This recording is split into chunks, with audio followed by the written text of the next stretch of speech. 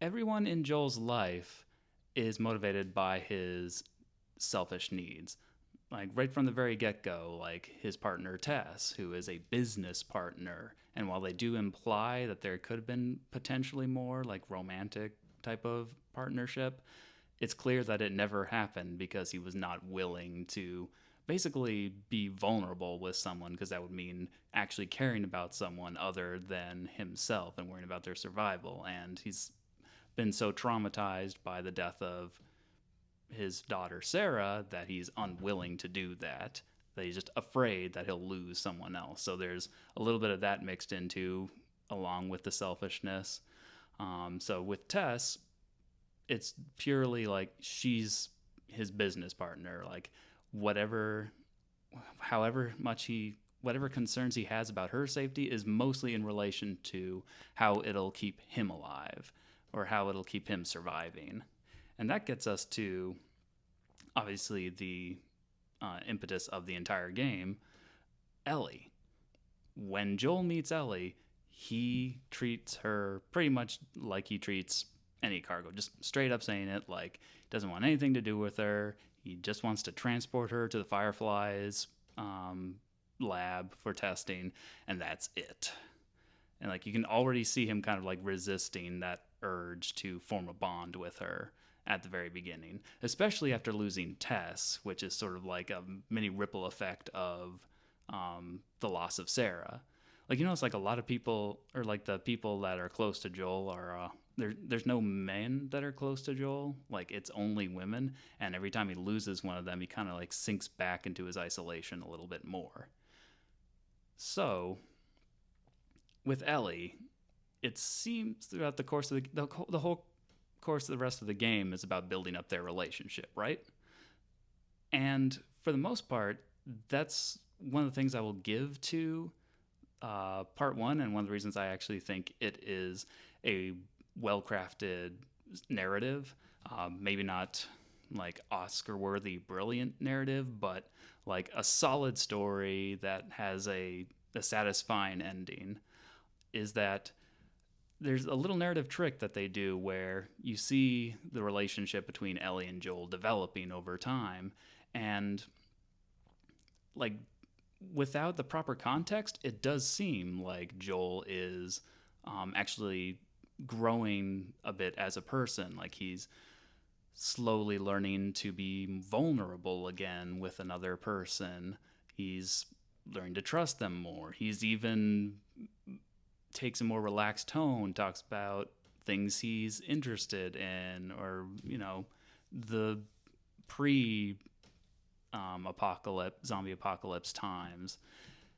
And even to the point where there's the notorious Sarah photo, which initially, when Tommy tries to give to Joel, he flat out rejects it. Like, he just does not want to be reminded of that trauma at all. Whereas later in the game, after Ellie and Joel have gone through some shit and have bonded a lot, Ellie is able to approach him with the photo, and this time he accepts it. And you think, okay, well, he has now it understands that he can't escape his past, so it looks like maybe he's starting to heal. However, and this is where they like twist the knife in, the ending of the game makes it abundantly clear that Joel is not growing out of this need to depend on just one person or persons for his own selfish reasons. Like, he's not forging new interpersonal relationships with anybody other than Ellie. So, and it's clear that Ellie has become a surrogate daughter to Joel, which is a mixed bag, but in this case, I think it's an argument for why Joel did not actually grow as a character, because at the end of the day, he's just trying to, he's gone from not wanting to deal with anybody for fear of another Sarah, losing another Sarah, to, it's okay, I can replace Sarah with this person and have them in my life instead.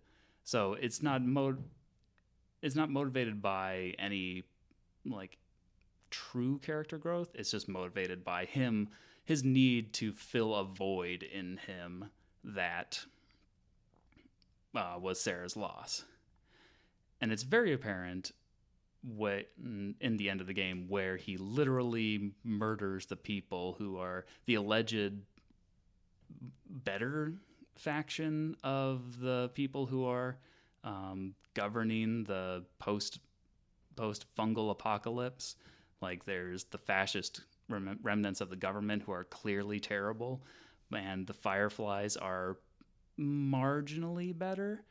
At the very least, they have a mission, they have a goal to try and find a cure for the outbreak, to try and get humanity back from the brink of extinction.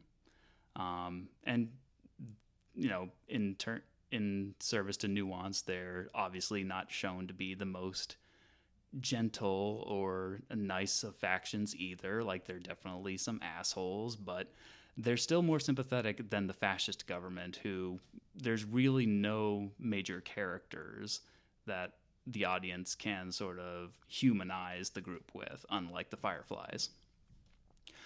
What makes this important is that Joel decides to turn against this faction who have a noble goal, and in doing so, taking away Ellie's agency.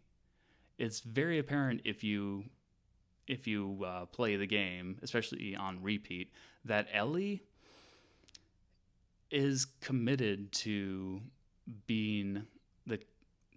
helping out the Fireflies find a cure / vaccine, no matter what.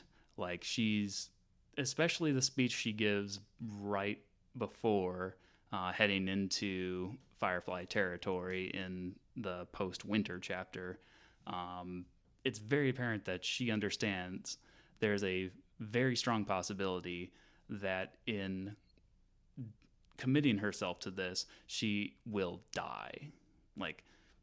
And she's completely willing to do that. She both is motivated by wanting her life to mean something, by possibly helping bring humanity back from the brink of extinction.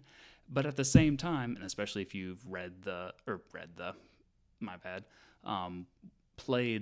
DLC Left Behind, it's clear that Ellie also just wants to die because all of the important people in her life are dead. All of the people that she formed true connections with, which is not to discount the emotional connection she made with Joel, but it's very apparent, especially near the end, that it is not in the same vein as, say, her relationship with Riley or her relationship with Queen Firefly. I'm blanking on her name, so sorry about that. Those relationships are forged around more than just, hey, we both mutually lost something. That's what we have in common. Especially Riley. Like, Riley's character in the Left Behind DLC is great. But yeah, it's clear that she misses those people and just wants to, whether there's an afterlife or no. And she's very, in the scene before Henry, before bad shit happens to Henry, it's clear that she's not really sure or doesn't strongly believe in anything post-death, but she's hopeful that there's something there. So it lends credence to, she also wants to die in order to be reunited with her loved ones and her family. So you got two things there. One, she wants to contribute to humanity in a significant way by possibly being the catalyst for a vaccine or cure. And two, she just wants to no longer be separated from her dead loved ones.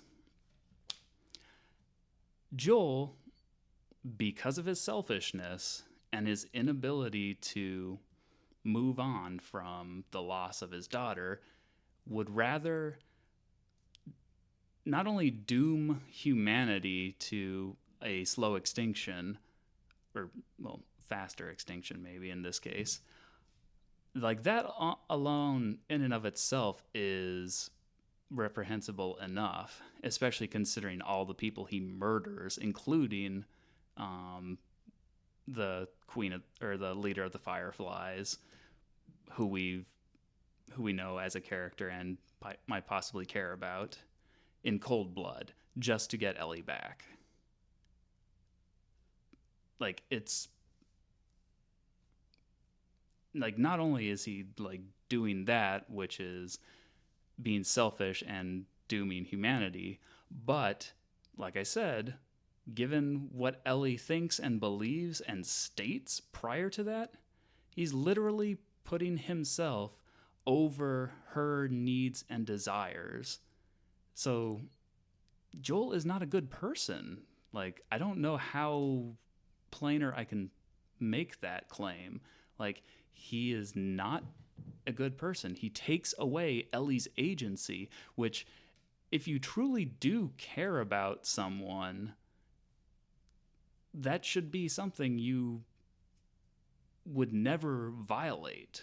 Like, you would never want to take away their agency if you truly cared about someone, but Joel doesn't. He just sees Ellie, after the time they spent together, gone from seeing her as a burden that he wants nothing to do with to a replacement daughter. So, all that being said, if you go into The Last of Us Part 2 and get to the part where Abby kills Joel, I don't know what to tell you. Like, it might be a little sad for Ellie, but you as the player, especially if you've played the first game, should not view this as like a losing a beloved character, a beloved heroic character, but as just karma catching up to him finally. Like, all the atrocious acts he's done, like both during the course of the first game and prior to that, because, there's plenty of evidence that Joel is just a violent person who cares about no one other than himself unless they can give him something. Like, there's a part in the Pittsburgh playthrough where at the very beginning, like, they see that person wounded, and then Joel is pretty much like, nope, not buying it, and just, tries to go full force, recognizes it as what it is, a trap, and indeed it is a trap. And once that initial scuffle is dealt with, Ellie asks him about it. How did you know that he wasn't really wounded? And Joel just straight up says, I've been on both sides of that. Like, if that isn't a big enough if that isn't big enough proof, I don't know why I almost said condom, I meant to say condemnation. If that isn't big enough proof that Joel is not a good person, like, I don't know what else to say. Like, being a person who has literally participated in a trap to try and potentially kill, kidnap, or steal resources from unsuspecting people, that's not something good people do. And in addition to that, I think in the first game, there is you could make the argument too that it's a gameplay and story integration with Joel. Like, the violence in the gameplay, like, that actually works more than it does in in part 2, where they're all on their high horse, like, oh, the tragedy of violence. Oh, it just begets more violence. Oh, why can't we all just? But at the same time, like, in the second game, it's basically the same, like, gameplay and aesthetics as the first game, just like tweaked, and obviously the graphics bumped up. And hey, now Ellie can make a makeshift silencer and some other gizmos. But the point being there is that the violence and the gameplay are still fun. It's still fun violence. Like, it's not cumbersome to try and kill someone. Like, it's usually just a few button presses and some cool graphic animations of them dying. And yeah, like they, say like Martha as they die or whatever. But like it's a paltry trade off. Like, if you were going to be truly interested in ramming and hitting home the message that violence is bad, then you would design a combat UI that would um oh gosh, what's the word I'm looking for? I'm gonna have to cut this a little bit.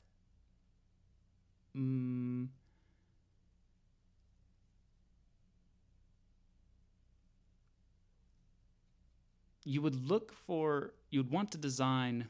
Oh, hold on, let me try that again. You would design a combat system specifically to fuck. Wow, I'm blanking on the word. Dissociate? No, it's not that. Disencourage? That's not a word. No, I'll go with not encourage. If you truly wanted to make a game where one of the themes and reinforce the theme that violence is a tragedy, then you would design your combat UI to reflect that.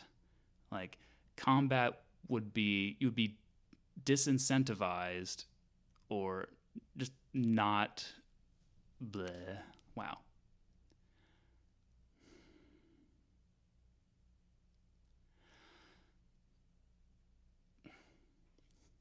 In a game where the main theme is that violence is bad or it leads to tragedy, then you would not want your combat gameplay to be enjoyable or to be easy or to be smooth. Like, you would want to give the player reasons to avoid combat. Like, for a perfectly good example, in the other opposite end of the spectrum, Undertale. Like, that is a game that goes out of its way through its gameplay and story to make you not want to commit violence, right down to everything involving entering combat, even the world beyond that. Like, you have only one combat option, and it's the same action pretty much throughout the whole thing. Like, it's not unique or it doesn't change up. Like, you don't have different attack commands. You just have attack and a little like get the thing in the middle mini game, and then the same animation for hitting every character. Like, it's just always the same. The only time it changes is if you change weapons, and even then, it's still the same attack action, more or less the same, like, hit the thing in the center for maximum damage, and then the same attack animation. That never changes. Versus, like, if you're doing pacifist, your act commands, and there's a key word, commands, plural. Like, you have more than one option when it comes to the non-violent options, and more often than not, they are context based. So they're all tailored to the enemy you're fighting, and that leads to not only having like more fun stuff like flavor text and more interesting interactions with the character or with the characters / enemies, but it makes every single encounter, at least with unique monsters, unique. Funny thing about that. And in addition to that, like, again, the game goes out of its way to, if you want to truly kill everything, it is a slog. Like, you have to comb every like area of the map over and over and over and over again until you've encountered every enemy and fought them all in the same boring attack way, until finally a message pops up that says nobody came. And especially if you are doing that right from the get-go, that influences other things outside of the gameplay, like the world itself. You lose interactions with so many interesting characters. The music goes away. The towns become depopulated because everyone's fled you. Like the game itself just becomes boring and tedious. And it's because of that integration of gameplay and story. Unlike The Last of Us and The Last of Us Part 2, where the violence, where you're basically given no other option but to be violent. Like, could argue that you could stealth your way out of a few combat areas, but for the most part, you're going to have to kill someone, and you have plenty of tools at your disposal to kill people, as well as slick animations for killing them and satisfying like meaty sounds of like your of your firearms, of your melee weapons, etc. Like for a game that's supposedly about how awful violence is, they put a lot of effort into lovingly crafting the sounds and animations of that violence to make it feel satisfying. So mixed message. So certainly in part 2, like the gameplay is totally tripping over the message in the way it's presented. In the first game, I feel like the gameplay and story integration is a little bit better because once again, Joel is not a good person. So for him, like violent acts against fellow people is not that big a deal. Like he might even enjoy it a little bit, especially when it comes to protecting his. Like, so at least in the first game, it makes sense that the violence is more enjoyable or less frustrating than it could be. Like another example of possibly it is somewhat debated, but I'm going to take the stance of that it is on purpose, is the combat in Silent Hill 2. And this is back in the PS2 era, like way before The Last of Us was even a glimmer in Neil Druckmann's eye. So they're working with, older technology, but they still had the idea of marrying the character of James Sunderland as this everyman and the way the game approaches combat.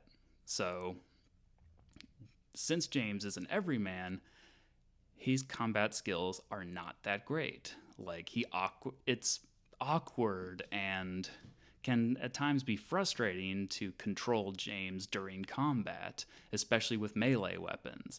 But like even with firearms, sometimes he'll occasionally miss, especially if you have it on the harder difficulties. So, and that is a case of that's a case of where like the clunky combat is in service of the character being an everyman. So while it's not an exact one-to-one parallel with like violence is bad backing up that theme, it just shows proof of concept that if they were truly willing to commit to that theme of violence is bad, then there's already been games like the previous generation that have made that a thing, where you can make the combat unpleasant, so to discourage players from committing acts of violence or getting around. Like it's a lot easier to dodge the various monsters of Silent Hill 2, especially out in the open, than to engage in combat, especially since your limited resources also makes it a burden on you to engage in combat. So all that being said, The Last of Us Part 2 is not... The death of Joel is not a tragedy. The tragedy already happened at the end of the first game, where Joel robs Ellie of her agency and commits further acts of violence, brutal violence, against the very people who are trying to save humanity. That is the end. That is where the tragedy occurs. Anything that happens in part 2 is just delayed karma. And when he finally does get his, it's just karma finally catching up to Joel. Other than that, again, like, Joel is not a good person. So if you are one of the people out there who is particularly upset that one of your favorite characters was killed by someone else, you're either being willfully ignorant of what Joel is at his core, the fact that in the previous game he was a villain protagonist and, again, robbed Ellie of her agency and basically doomed humanity to a slow extinction. You're either willfully ignorant, or even more insidious, you agree with Joel's actions. You think that, like, everything he did in The Last of Us, the first game, was justified. And that's more horrifying than just not thinking about the story too hard. Especially in a game series that is purportedly very much story driven. Like, you need to notice that kind of shit. If you're playing it for the story, then you can't get around the fact that Joel is a bad person, that he is a villain protagonist. Sorry. You just can't. All right, well, thanks for listening to me rant and rave. Well, not rave. Let me try that again. Whew. All right, well, thanks for letting me rant about my feelings on Joel as a character and his death in The Last of Us Part 2. If you agree with any of that, good on you. Or if it's just made you reconsider the character, also good on you. You know what? You can leave the likes or if you disagree or think I missed something crucial, at least with the first game, maybe not the second game. You can leave comments or whatever, and I guess I'll read them and do my best to respond to them. Other than that, this is probably going to be one of a few like random like video essay type things that I'm just doing mostly off the cuff. Like I have a little bit of a script here, but it's more like Curb Your Enthusiasm style. Here are the points I want to hit. Just find a way to get there. If you like it, want to see more of it, I'll see if I feel like doing anything else. I do have at least one more idea that I kind of am going to be tying into later. I did mention how I think Undertale is a great example of a game making you either question or just outright not want to commit violence as a both story and gameplay element. So I do want to do a video on Undertale, which I will be streaming starting this Thursday on Retro Thursdays at 8 p.m. Eastern Standard Time.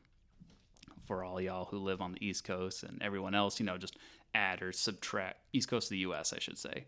And for the rest of you, just like add or subtract however many hours. Oop, I hit the pop filter there. Yeah, just add and subtract as many hours as you need to get your time thing figured out. Just Google it. It's there. So I'll be playing that all the way through, both to just play it and also get footage that I can use in the video essay thing about why Undertale is better at gameplay and story, integrating its gameplay and story themes than certain other high-profile AAA games that may have been mentioned already. So yeah, that'll be happening.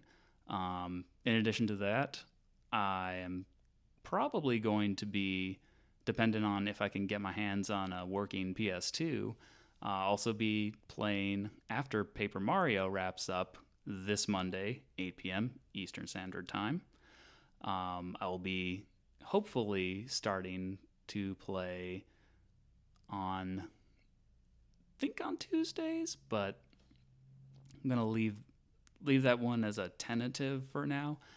Silent Hill 2, because it's spooky, its story is great, and I have a lot of thoughts and feelings about it.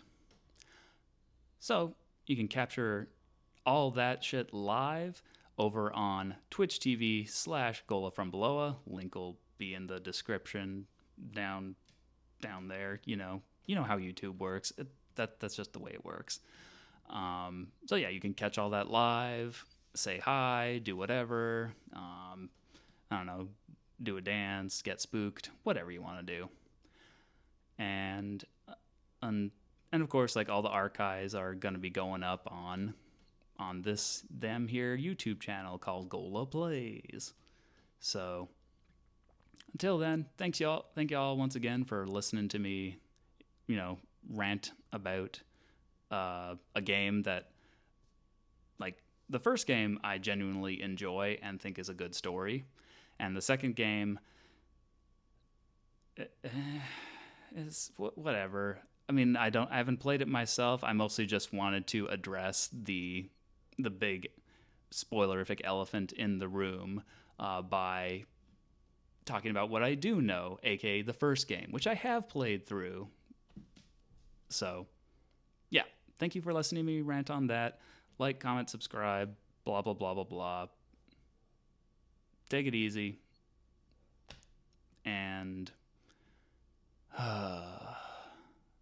don't forget to wear masks. Don't forget to wash your goddamn hands. Social distance when possible. And Black Lives Matter. See ya.